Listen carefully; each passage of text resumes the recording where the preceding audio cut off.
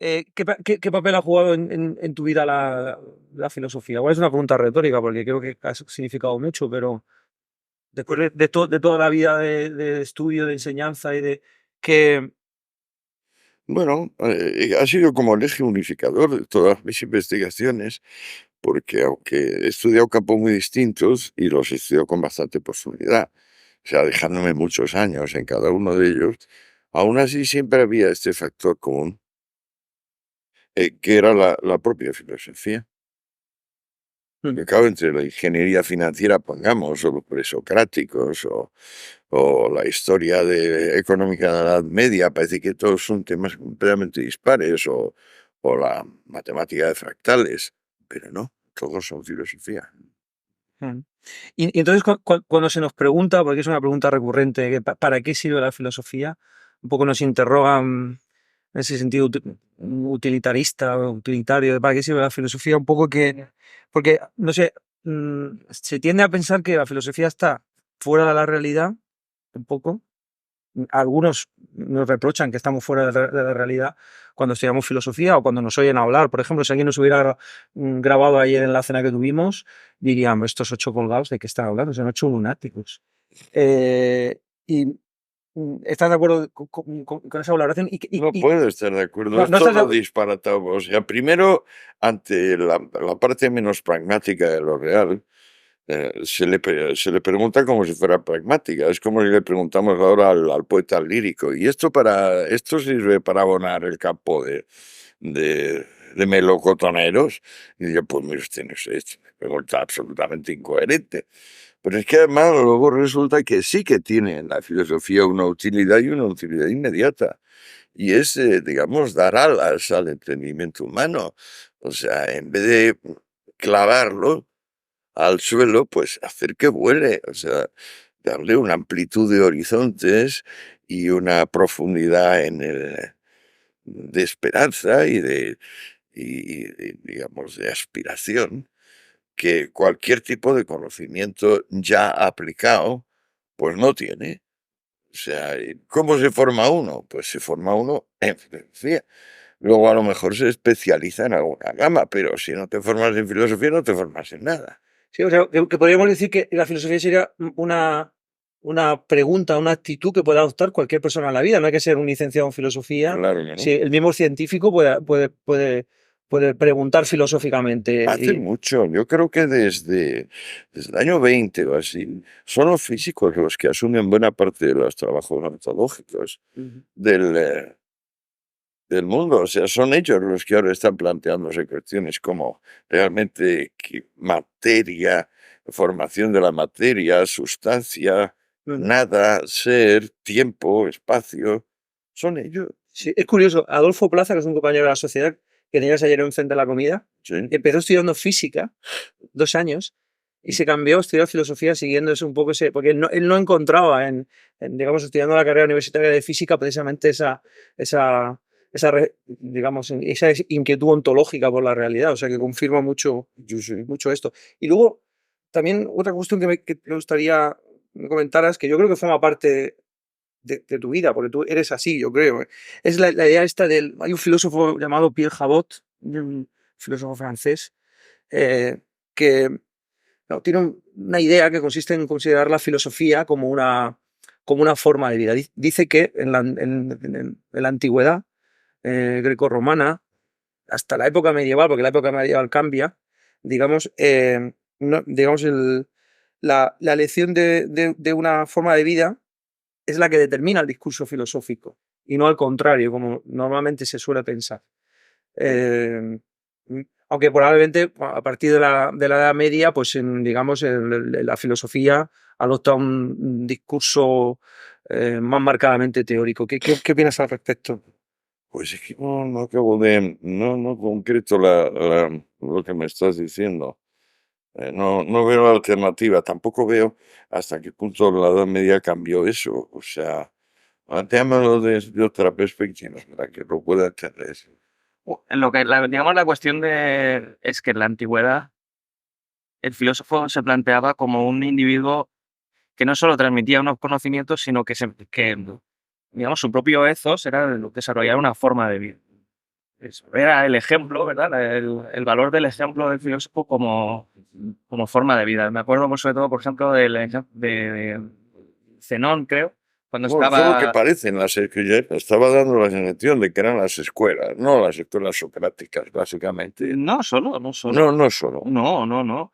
Y claro, ¿qué ocurre? Que luego cuando llega a la academia, bueno, cuando se desarrolla, digamos, las universidades, pues la filosofía pasa a considerarse como una especie de discurso teórico que hay que controlar más allá de las actitudes prácticas que haya que desarrollar.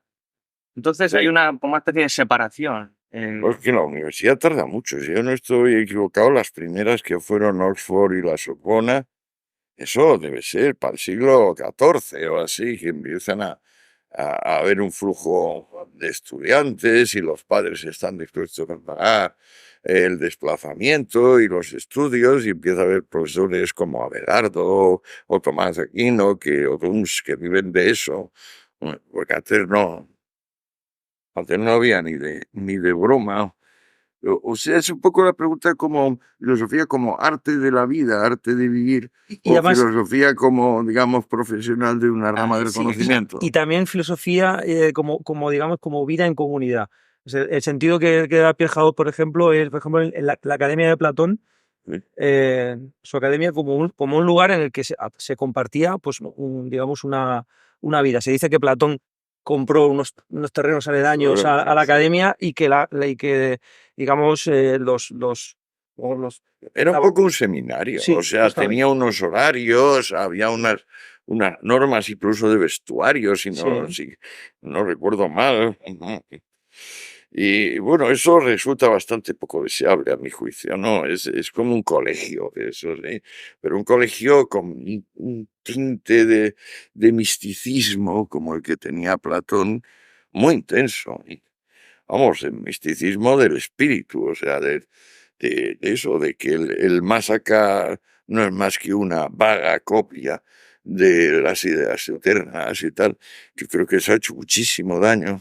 Por otra parte, también ha servido como exaltación del propio más allá, pero creo que si lo sopesas en conjunto, acaba siendo bastante negativo el peso. A propósito de lo que comentaste ayer, ¿cómo ves entonces la relación entre la academia y el liceo? Me parece que el aristotelismo del que hablaste ayer Es es que parece más... bastante el liceo a la academia, me temo, y le duró poco a Aristóteles también la experiencia, y simplemente fue porque era una injusticia no haberle elegido a él director de la academia. Era una vez más las envidias las que me dieron ahí para que quedara un sobrino de Platón, me parece, como presidente de la academia. Sí. A mí yo creo que la universidad antigua, sobre todo la universidad alemana, llegó a provocar un interés por el conocimiento, una seriedad en el estudio eh, muy aconsejable y de la cual Alemania vivió y vive. Y que por tanto son instituciones impecables desde el punto de vista del derecho administrativo, digamos, porque son capaces de realimentarse, de cumplir lo que prometen, en el sentido de dar enseñanza y de promover las vocaciones, que es de lo que se trata, o sea, de encauzar los entusiasmos humanos, en este caso, hacia el conocimiento, que es lo que más individualiza al hombre y más le permite, pues, progresar. No. En el año, y cambiando de tema, en el año 1986 publicaste Realidad y Sustancia, un libro de metafísica, u ontología fundamental, que tú dices que es una poesía en prosa. Bueno, creo que Eh, la metafísica es poesía en prosa, o sea, o la prosa de la poesía, también se le podría decir. mm, y bueno, te he oído decir en alguna entrevista que, digamos, que esa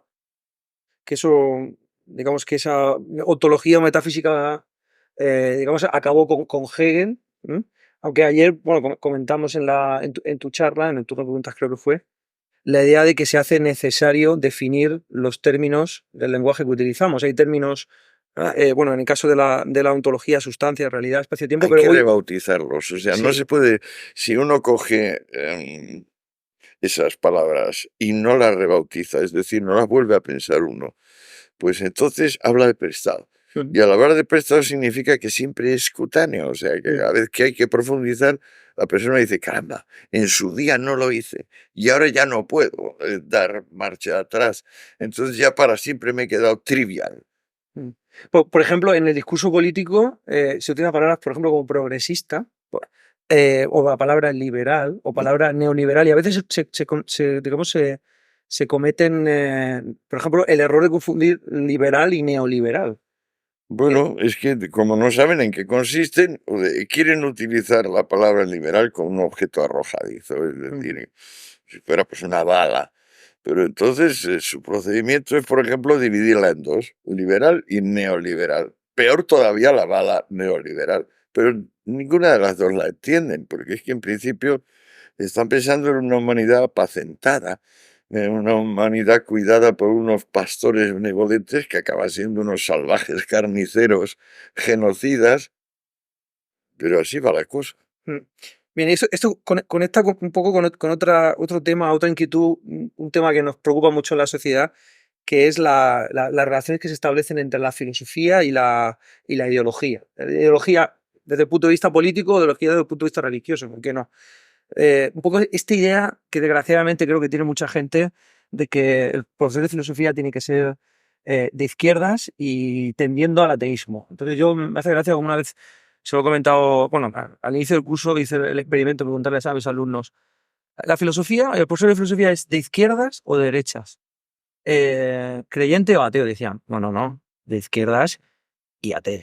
Y, es decir, Es cierto, entonces, digamos, la filosofía está como un poco, digamos, envenenada. ¿Qué claro. relaciones se establecen ahí? ¿Cómo lidiar con eso? Bueno, es que eso viene también de que la palabra ideología o el concepto ideología, porque la filosofía es una ideología, pero es ideología todo, es decir, todo lo que pasa del lenguaje escrito y se plantea como concepto es ideológico.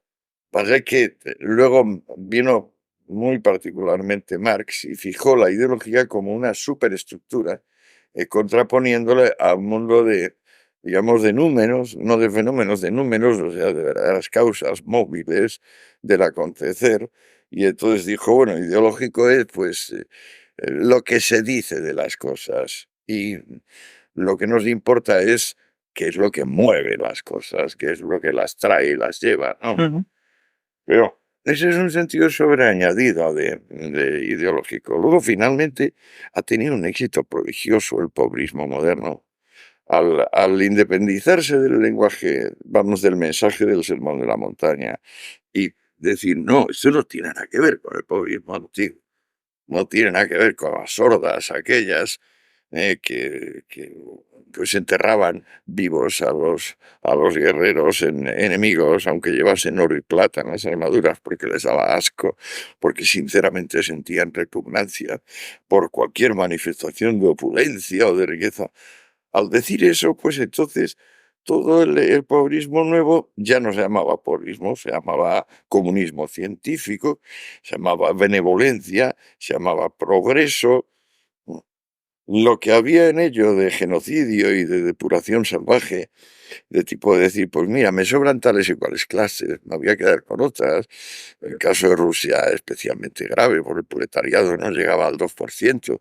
Se trataba de conseguir que el 98% de la población pasase por la horca caudina proletaria. Toma ya, si hay voluntarismo y violencia en ese proyecto. Pues bueno, en cualquier caso, el hecho de separar el comunismo antiguo del moderno permitió plantear el moderno no como una antiguaya conservadora, que es lo que era el antiguo, sino como el progreso hipermoderno, benevolente y humanista.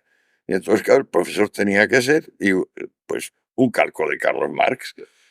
Y un calco de Carlos Marx, cuidado, olvidando la parte de Carlos Marx de sablista, de mal padre que dejaba morir a sus hijos de hambre por no trabajar él, aunque hubiera podido trabajar, porque era muy competente y, por ejemplo, su don de lenguas le hubiera permitido dar clases de lenguas con gran éxito, traducir, pero eso, o sea, ahora resulta que los chicos del colegio te están dando una lección a ti de cómo tienes tú que ser, de cuál tiene que ser tu elección política, Y además son vaguedades, porque por otra parte, a mí ahora me dices, ¿qué significa ser de izquierda? Creo que hay dos planos de significado. En un plano, uno se declara de izquierdas y tú y yo, y tú somos de izquierdas, porque no somos energúmenos reaccionarios. Es decir, no estamos pegándonos golpes de pecho y diciendo que vamos a hacer la novena de la Virgen de Santa Rogelia de Elche. O sea, pues, en ese sentido somos de izquierdas. Pero por otra parte no podemos ser de izquierdas en el sentido de que pues el camino es la expropiación, vamos a subir los impuestos de los ricos, aumento del gasto social, y tú dices, bueno, gasto social sí, pero para poder hacer gastos sociales es preciso que haya un surplus, un excedente en la producción. Es decir, primero tenemos que partir de la eficiencia productiva. Claro. Y eso que estás comentando conecta mucho con, bueno, por supuesto, con el libro de los enemigos del comercio. Un poco esta idea por una parte, los amigos digamos, de la realidad, de la libertad, de la Frente a suerte. los amigos de lo ajeno. Sí. Los enemigos del comercio son los amigos de lo ajeno, Ujú. que Y creen que todo se soluciona quedándose con lo del sí, vecino. sí, claro, intentando un poco, digamos esa búsqueda de seguridad, ese evitar la competencia como algo siempre dañino, en fin. Realmente, digamos, una idea clara que llevo en tu libro, bueno, y ayer en el turno de preguntas de la conferencia que diste, estaba claro, es la idea de que la defensa de la propiedad privada y del libre comercio es una cosa necesaria para garantizar la libertad. Porque Y la y prosperidad. la prosperidad, porque da la sensación de que sí, Es que prosperidad y libertad se reclaman. sí, se reclaman. Porque da la sensación de que sí, defendemos la propiedad privada, pero hasta un límite, ¿no? Parece que enseguida llega el partido, el Estado intervencionista que pretende Hombre, pero no tiene nada que redistribuir, ver. reordenar. Yo hice derecho, yo me doctoré en derecho. Te advierto que la relación que tenía con su propiedad un romano o la que tiene un propietario actual no tiene nada que ver. Un romano era realmente propietario de sus bienes. Nosotros no somos propietarios. Pagamos una barbaridad de impuestos, una cascada de impuestos sobre ello y tenemos propiedades muy limitadas, muy limitadas. Lo cual, bueno, como ha acabado imponiéndolo milenios de historia, tampoco podemos discutirlo y decir de un plumazo tipo Rothbard, por ejemplo, pues no, esto está mal. No, Mm, es que hay que comprender las cosas, o sea, no, el voluntarismo tiene su límite. bueno, bien. Y claro, y eso también lleva a ese tratar de imponer la virtud, el tema de la reeducación en moral, velada, más descarada, menos descarada, que es una constante que aparece a lo largo de la historia. Aparece en el gran terror de la Revolución Francesa, aparece, por ejemplo, también con la Revolución Cultural de Mao Zedong, Pol Pot y los Bueno, Gemelos Rojas, Stalin, Stalin, que no se me olvidaba. ¿Estamos libres realmente de esa reeducación en la virtud viviendo en democracia? Porque da la sensación que decimos, bueno, hemos llegado al final del camino, vivimos en una democracia. ¿Qué, claro qué que, peligros conlleva pensar que verás, estamos libres? cada vez que pensamos que estamos libres, venimos a escribir algo parecido a lo de Fukuyama. Es decir, que la historia ya no es esta especie de batalla tremenda del bien y del mal en el Valle de Armagedón, o con todos los elementos patético-enfáticos de la peli esta que nos cuentan. Pero de repente, en cuanto decimos, bueno, se acaba la historia, vienen y tiran las Torres Gemelas, por ejemplo. O sea, siempre viene un factor que nos recuerda que sigue habiendo un animal muy loco. Bueno, es que la especie humana es un animal locoide y que domarnos a nosotros mismos es muy difícil. Por ejemplo, cuando las personas hablan de la gente, yo siempre pregunto, cuando tú dices la gente, ¿te incluyes en la gente o no? Normalmente se paran y después de meditar un instante dicen, no, yo no, cuando hablo de la gente hablo de los otros. Bueno, pues entonces ya estamos jodidos, o sea, porque el juicio ya, pues, digamos, el conjunto menor es el que se está apoderando del conjunto mayor. Mm, Bien, pero da la sensación de que digamos, leyendo tu libro, de que la historia se repite, o sea, es que es como cíclicamente, parece que hay ciertas cosas que vuelven a aparecer. Es que es Va, sinusoidal, va, es un desarrollo o espiral sí, quizás. Yo te he puesto siempre problemas a la gran visión de Haldun del ciclo, de que se repiten, y eso es lo de Haldun. O sea, la sabilla que llamaba él, la cohesión aquella, se forma una cohesión grupal, entonces esto se expande hasta que se pudre. Entonces la sabilla migra a otra región donde se vuelve a producir lo mismo. Yo creo que en vez de ese proceso hay que ver una historia evolutiva, del tipo la que plantea la historia de Inglaterra-Región, o luego la filosofía de la historia de Hegel. Y entonces es más bien un movimiento sinusoidal o espiral, donde sí hay fases de depresión y hay fases de acmé, digamos. Pero claro, al ser un movimiento sinusoidal, si lo medimos en 1700 y lo medimos en el año 2000, nos van a dar medidas diferentes. Entonces, hasta ahora ha ido subiendo. Eso es lo que sabemos. Gracias en parte a Kondratiev y a los estadísticos matemáticos como Kuznets y estos, que aún con nociones discutibles tipo renta nacional, producto bruto, todo esto, aunque sean todo tentativas, más o menos nos permiten medir lo acontecido. Y con esas mediciones de lo acontecido con grandes campos de tiempo, por ejemplo, desde 1700 al 2000, 300 años, pues entonces no hay más remedio que reconocer que, por sorprendente que resulte, a pesar de crisis muy fuertes de -3,5 y hasta -4, por ejemplo, como se consiguió en la Primera y la Segunda Guerra Mundial, hemos crecido. Y hemos crecido mucho. Hemos crecido aproximadamente una media del 2%. Una media en los últimos 250 años. muy bien. Eh, volviendo al libro, la idea de razón y de libertad, dos sustantivos en minúscula, cuando en la Revolución Francesa, digamos, los revolucionarios le colocan la R mayúscula y la L mayúscula. Se produce supuestamente, un proceso de secularización de la vida, pero en el fondo lo que está haciendo es una deificación de ciertos valores sagrados. O, bueno, sagrados en el sentido, digamos, quizás no religioso, pero sagrado desde el punto de vista ideológico. Lo Entonces, mismo pasa sí, con capital, que capital es la parte ahorrada de los bienes, la que no se tiene que consumir, y capital en el sentido de Marx, que tiene que ir con mayúsculas siempre, porque él a veces lo llama Monsieur le Capital en francés, en la versión alemana e inglesa de su tratado, y también con Satán. O sea, porque Satán no es más que Satán, adversario, adversidad, o sea, inconveniente, tropiezo, que es lo que significa Satán en hebreo, y de repente eso se personaliza, se sustantiviza y se crea Satán, pues se crea Das Kapital, o se crea pues la liberté, la raison, l'égalité, la fraternité. Y tú dices, "Oh, estos son fantoches, amigo. Vienen de una operación lógica gratuita y arbitraria y falsa, que es que por no sabe cómo, usted de repente reúne muchos ejemplos prácticos de una cosa y luego le da forma de un ser autónomo como usted y como yo, pues no, eso es lógicamente irreprochable. Y esa idea, es curioso, porque yo tomo esa idea, me la traigo a España ahora, me la llevo al tema de los dos grandes partidos que desgraciadamente tanto el PSOE como el PP digamos, han ideologizado la enseñanza de la filosofía. Eh, digamos, el Partido Socialista pretendía, por ejemplo, con su proyecto de educación para la ciudadanía, que era mucho más que una asignatura en segundo de la ESO. Algunos no lo veían, pero desde luego otros sí que lo vimos. Esa especie de proceso de secularización, de laicización de la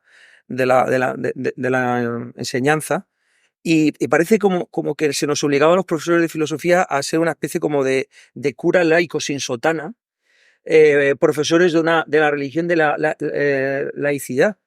Y además con la obligación de ser un freno a la enseñanza religiosa, al catecismo religioso. O sea, tenemos por un lado el catecismo, digamos, de tipo democrático frente al catecismo religioso. Y creo que ahí, digamos, en esa especie de perversa guerra está la filosofía hoy en día. por ejemplo, la última ley educativa, la 11, además lo fija en el programa, cuando crea una asignatura de valores éticos de primero a cuarto de la ESO como alternativa a los valores de tipo religioso. O sea que incluso el Partido Popular Es ridículo. participa de esta ridiculez, por llamarlo de alguna manera. Bueno, es ridículo, pero fíjate que todo esto del santo laico viene de La peste de Camus, de la novela La peste de Camus. Camus fue un gran hombre. Y esta posición también viene no solo de la peste, sino del mito de Sísifo. O sea, la idea del santo laico de izquierdas tiene su gracia y sobre todo tuvo su gracia y su encanto. El asunto que yo veo distinto, que es la asignatura de educación para la ciudadanía, o ahora que dicen educación del espíritu emprendedor o Sí. algo así que he oído, bueno, es oír campanas y no saber bien dónde. Una asignatura como historia de las religiones, o fenomenología de las religiones, o filosofía de las religiones, tiene un enorme campo de obras de referencia geniales. Y entonces se puede decir, mire usted, aquí tiene estos 50 títulos, estúdielos. Y entonces, por lo menos, si se estudia estos 50 títulos, esa persona ha acumulado conocimientos. Si coges educación para la ciudadanía y dices, ¿cuáles son los 50 títulos de referencia? No los tiene. Es una vergüenza. Entonces, claro, eso es como una invitación a que cada cual improvise la parida ideológica de turno. Y eso es una vergüenza.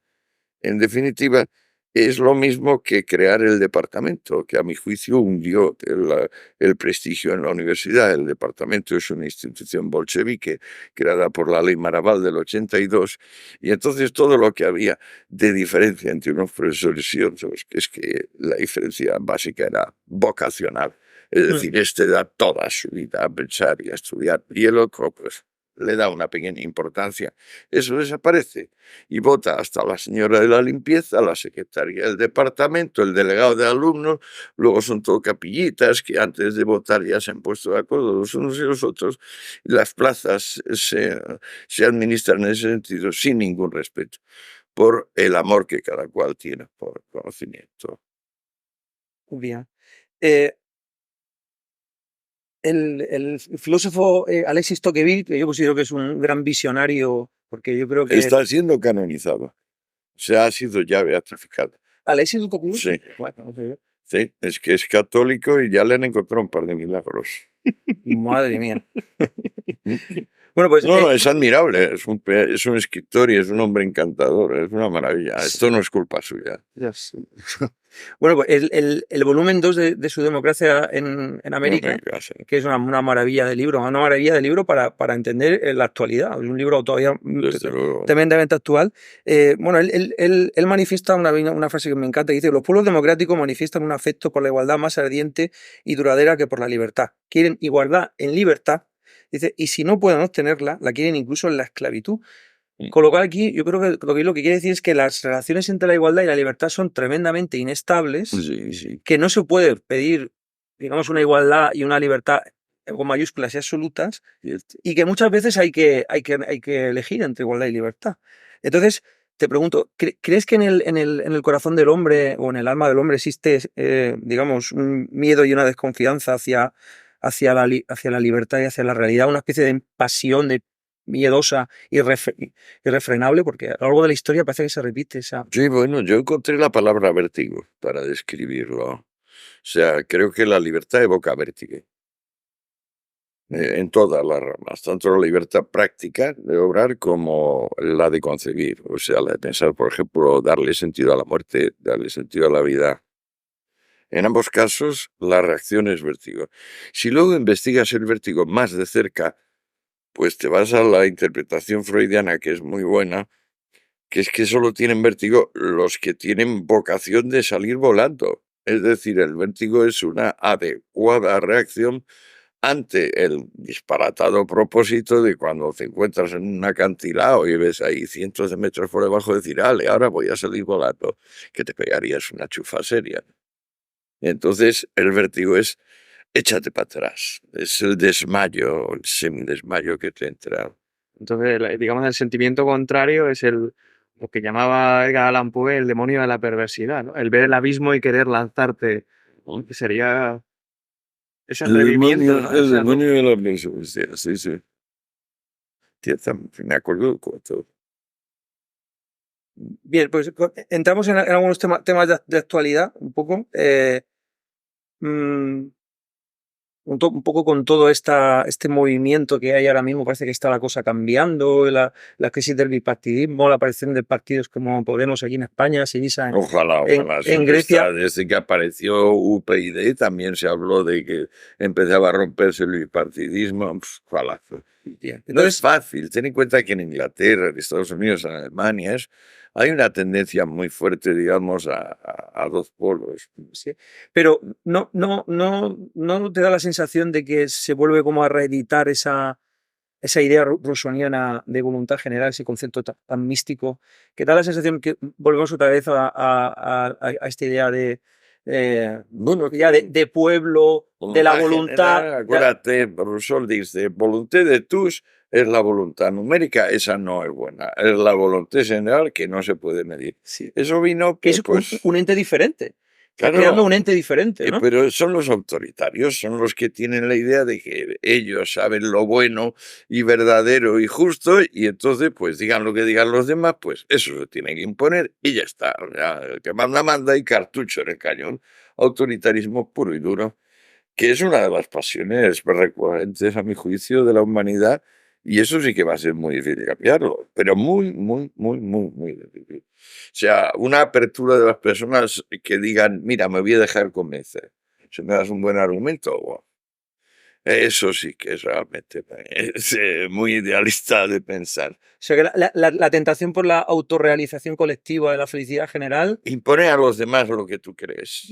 Muchas y veces está latente ahora, ¿o te no? lo han En el impuesto a ambiente. ti, te lo impuso mamá o te lo impuso el capitán o lo que sea, y tú lo reiteras. Por ejemplo, los profesores de matemáticas que en vez de enseñar su asignatura lo que hacen es poner problemas difíciles para demostrar que tú no sabes, que te sale mal, y simplemente porque ellos no aprendieron la materia y solo se les quedó eso, la parte de humillación que les dieron. Ujú. ¿Y cómo aplicarías, que imagino que estará en tu Todo, sí, sí. futurible tercer tomo, amenazas con un cuarto? Me gusta, me Sí, gusta. no, el cuarto sería de conclusiones. ¿Cuántas serían conclusiones? ¿Cómo aplicarías ese análisis genealógico que haces en Los enemigos del comercio a la tan nombrada crisis actual? Es decir, ¿es una crisis solamente de tipo económico? ¿Cómo se va a solucionar? Hombre, va a ¿Y ser cómo, básicamente económica porque ha habido muchísimo desarrollo de lo que se llama ingeniería financiera. Surgió la bolsa de Chicago de derivados. O sea, ya la bolsa es una institución extraordinaria, muy interesante, y ya Max Weber, por ejemplo, escribió un libro específico sobre la bolsa para demostrar que no era un invento arbitrario, sino que era la mejor, la más barata forma de promover la financiación de empresas de cierto nivel. De cierto nivel, pues las pequeñas y medianas no van a bolsa, ciertamente. Pero luego surgió todo el mercado de derivados, que es como seguros de seguros, y tiene la central en Chicago, junto con el mercado de derivados, que vinieron también básicamente de los petrodólares, de la subida espectacular que hubo en los años 70 del precio del crudo, pues entonces se empezó a ver un fortísimo movimiento en los economistas matemáticos, de manejo del riesgo, dominio del riesgo, eso que se llama ingeniería financiera. O sea, de cómo tú puedes obtener los beneficios de arriesgar sin arriesgar. Eso es una estafa. Ahora, es una estafa muy compleja, que ha dado 6, 7 premios Nobel, ha dado pues varios problemas y finalmente acabó con Lehman Brothers, porque es que no podía acabar en otra cosa. Bueno, pues es una de las formas de crecer que tenemos. Una de las formas que tiene el mundo de crecer es pasar por estafas. bien, y llevándolo al caso español, ¿es España un... Bueno, yo pienso que sí, pero bueno, a ver qué opinas tú. ¿Es España un país sectario en la actualidad? O sea, es un poco Me da la sensación de que siempre es o conmigo o contra mí. Sí, Esa, esa, muy esta, sectario, muy de capilla, de- caciquil, sí, clientelista, en fin, todos los sí, defectos de los países pobres y sobre todo de cultura funeraria. mm, Aquello de, uy, ¿cuánto vale el muerto? ¿No? Vas a los entierros y dices, oh, qué maravilla, no somos nadie. Y claro, lo que hay que decir, especialmente usted, sí, que no viene más que al entierro del caballero, porque no le gusta más que en forma de fiambre. Estamos en países donde no se aprovecha a las personas cuando están vivas y tienen fuerza, mm, solamente después, y entonces, bueno, el caso de Cervantes es el más manifiesto de todo, morirse de hambre y manco por estar en una batalla, y sin embargo es el único hombre que de verdad provoca admiración mundial, la mera idea de su novela, por no decir ya la práctica como está escrita mm. línea a línea. ¿E- ¿Existen todavía hoy dos Españas o es un invento artificial Hay dos de- Españas, pero también hay que ha dos tratado de Alemanias, vender? también hay dos Inglaterra, no nos equivoquemos con esto, y sobre todo dos Italias, No, la lombarda y la otra. ¿No te parece más bien un invento artificial digamos, del bipartidismo en España y que precisamente la negación de ese bipartidismo artificial es lo que está haciendo que quizá aparezca un tercer, un cuarto partido, Podemos, estos partidos, Ciudadanos, UPyD con más fuerza, que precisamente puedan, digamos, acometer una regeneración de la vida política? Es decir, porque parece que mientras mantengamos este bipartidismo y esta confrontación un poco artificial porque el Partido Popular y el Partido Socialista están más cerca Es que el ahora mismo que nunca. programa, es el mismo programa. Mm, El de uno y el otro no hay más diferencia que unos son tirando a carcas, y por ejemplo, por eso se fue Gallardón, por la ley del aborto, y otros son tirando a progres, pero ninguno es realmente carca y ninguno es realmente progre. O sea, O sea que progre solo es Izquierda Unida, sí, una coalición PP-PSOE es la cosa más natural del mundo. desde No luego. sería una coalición antinatural. No, claro que no, y hace mucho tiempo tenía que haberlo hecho y aplastarían esta tontería de las autonomías y sobre todo el separatismo. Es intolerable que, por ejemplo, en Cataluña se estén utilizando los fondos públicos para financiar la campaña de secesión. Es el colmo, vamos, es inenarrable, y bastaría con que se uniesen los dos grandes partidos y los aplastarían, los laminarían, sin más. Y es Ujú. lo que está esperando de todo el territorio, porque lo que no puede España es pagar 17, que son 19 con Ceuta y Melilla, 19 estados en uno. Eso es absurdo. No hay dinero para eso. Por Ujú. muy bien que vaya, y mira que este país es rico, tal y como es el mundo actualmente, solo con el sol que tiene España y la extensión. Y sobre todo el lavado de cara de infraestructuras que le pegó formar parte de la Unión Europea, ahora lo que son los trenes bala, las carreteras, los dragados de puertos que ya están hechos, los túneles, los puentes, es una maravilla. Es decir, el tráfico por España es rápido, expedito, se produce muy poca fricción en los cuerpos que se desplazan sobre ellos. Eh, este país tiene que volver a recuperar su puesto, digamos, hacia el octavo. Y ahora debemos andar por el 20, porque ha pasado por aquí el memo de el Zapatero, que ha hecho un daño tremendo, sí. ¿Y hacia dónde crees que se va a encaminar la izquierda y la derecha? Así, ¿cómo crees que van a converger? Porque ahora mismo es curioso como Pedro Sánchez parece que después de firmar el tema de la ley antiterrorista, hay un sector del Partido Socialista que ve con buenos ojos esa coalición, otro que no. Yo creo que no Eh, le quieren. Yo creo que cualquier hombre que no sea completamente, eh, tenga regalado, cualquier hombre que tenga algún mérito, o sea, que no tenga regalado lo que es, eh, eh, genera desconfianza. Necesitamos personas hipotecadas en todo. Para empezar, personas que carezcan de gracia humana, personas que tengan algo que esconder y que puedan ser objeto de chantaje diciendo, que voy a sacar eso. O sea, es el reino de la mediocridad, pero es también la sociedad postindustrial de masas que decía mi amigo Carlos Moya. estamos en una pleamar de vulgaridad como no se ha visto nunca. Pero claro, eso viene de que de repente viven y viven bien en términos de nutrición 7.000 millones de personas.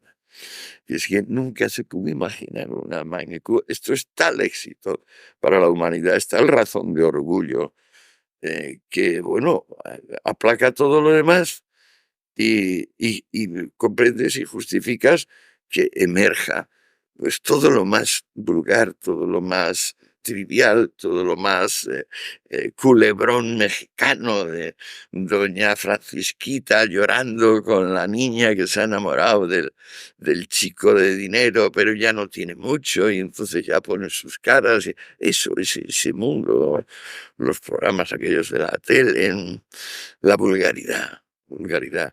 ¿Qué le vamos a hacer? Bendita vulgaridad.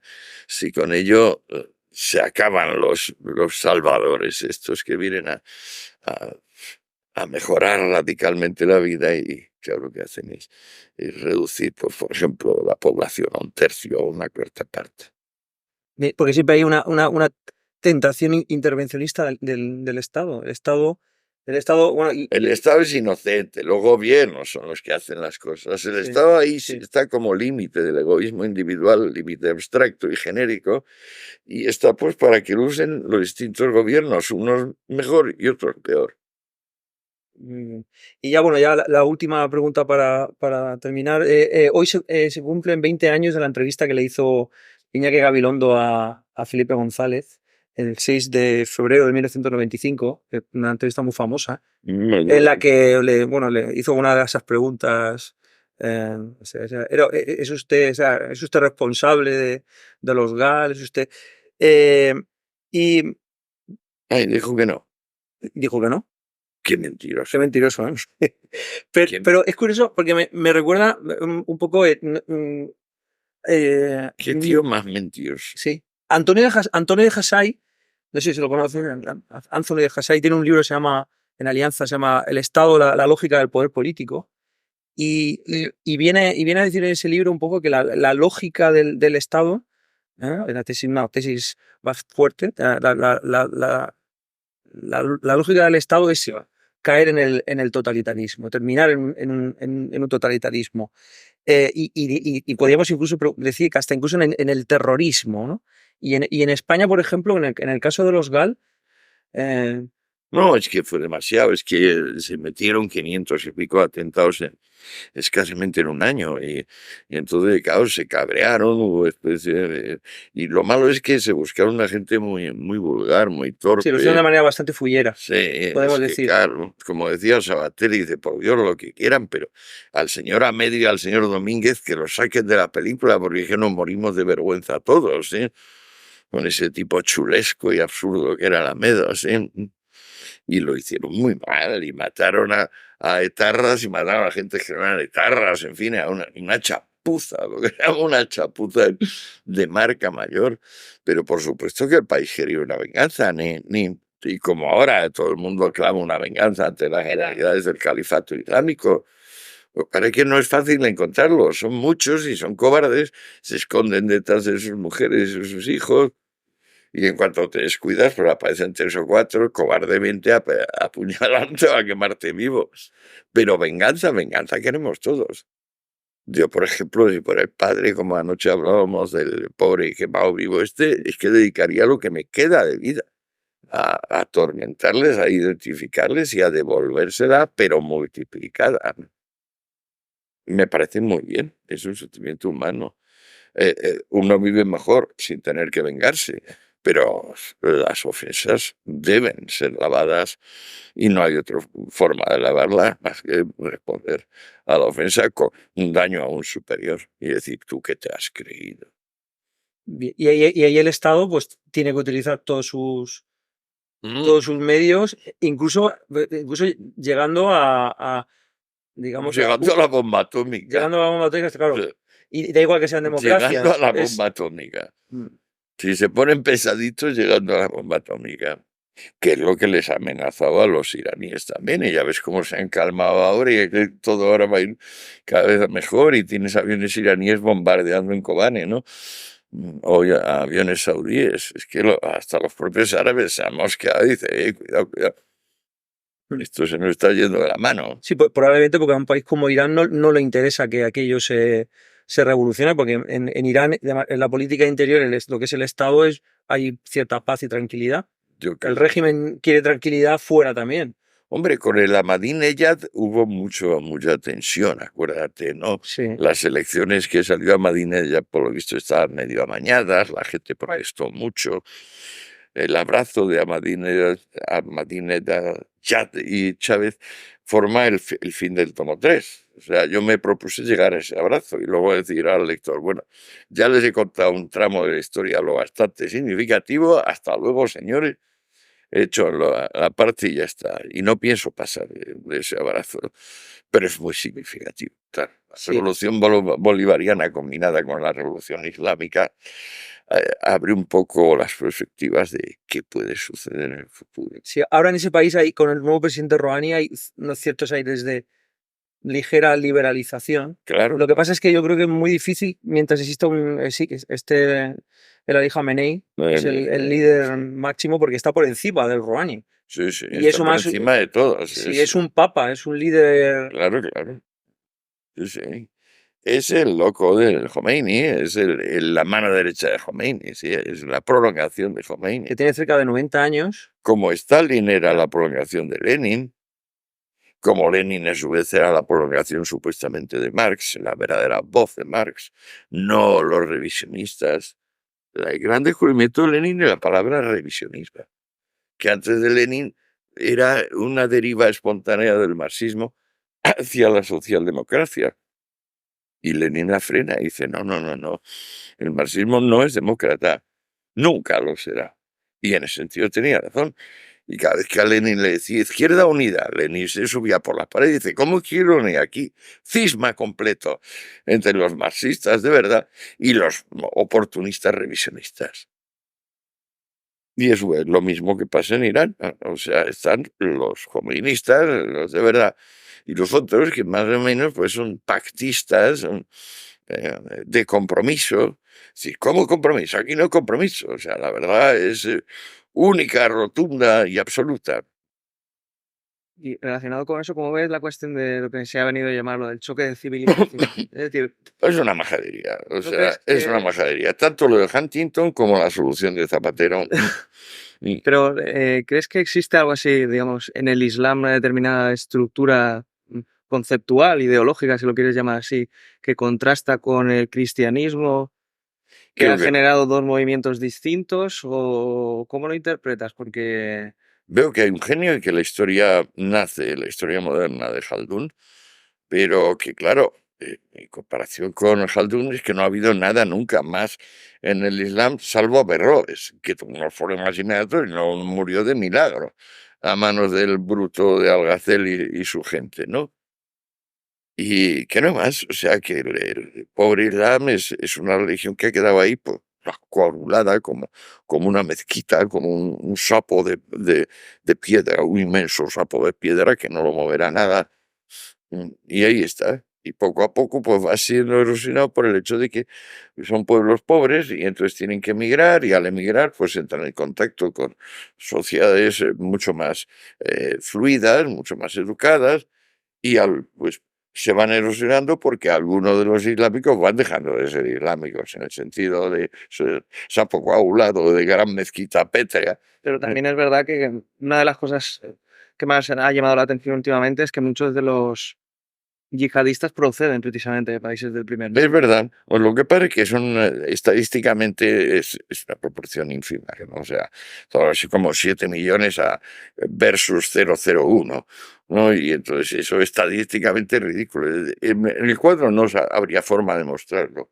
Tendríamos que hacer una transposición logarítmica para que se pudiera mostrar el yihadismo en Occidente, porque no aparecería, o sea, sería un punto tan pequeño que no se vería. Y además es curioso porque Irán, por ejemplo, digamos, digamos lo que es la cultura persa, que todo el mundo olvida, Es un país con una Omar riqueza. Khayyam, ¿no? Sí, Omar Y Khayyam. Rumi. La riqueza que tienen cultural está, digamos, ahí como, digamos, Pero tampoco nada más que Omar Khayyam y Rumi. En cambio, por ejemplo, tú fíjate lo que es la riqueza occidental, que es que no son dos, son, a lo mejor nosotros nos metemos 40, por eso dos. Ahora es verdad que Khayyam y Rumi son tremendos. Igual se puede decir de Averroes y de el gran historiador. Ibn Khaldun, o sea, este es un monstruo, pero son cuatro. Cuatro había en, ¿qué te voy a decir yo? En Samos, en el siglo V, Claro. cuatro de ese calibre. Sí. Entonces, ¿para cuándo un tercer volumen? Pues mira, no sé, ya veré, depende. Hay veces me acelero. Siempre mis volúmenes van teniendo una primera parte expositiva y luego ya se van poniendo más novelísticos. Si te fijas, el tomo 1 acaba con la Revolución Francesa, que es mucho más novelístico, tuve mucho más de Más acción. narrativo. O sea, exacto, o sea, de repente se va mostrando los factores y parece que se va dejando allí esa información y la otra, y luego todo se empieza a movilizar, todo empieza a coordinarse y hasta producir un fenómeno. En el tomo 2 sí. es la Primera Guerra Mundial y la internacional. Lo que acontece con la internacional y también las últimas 100 páginas son muy, muy narrativas. En el tomo 3 va a pasar lo mismo cuando ya se unifiquen, pero va a ser un movimiento desde de mayo del 68 al resurgimiento del terrorismo y luego el abrazo de Ahmadinejad y Chávez, porque tampoco puedo entrar muy en detalle. Hay el tema de la China, pero me parece que me la voy a quitar encima diciendo, señores, ¿se han dado ustedes cuenta del pedazo de trabajazo que me he pegado en cada terreno? No, aquí en chino no me puedo meter el trabajazo. No, que les voy a decir 4 vaguedades y me escapo. Y hago lo mismo con Japón. Sin perjuicio de que posiblemente para el siglo XXI esas dos culturas tengan preparado un futuro honrosísimo y destacadísimo. Muy bien, pues muchas gracias, Antonio.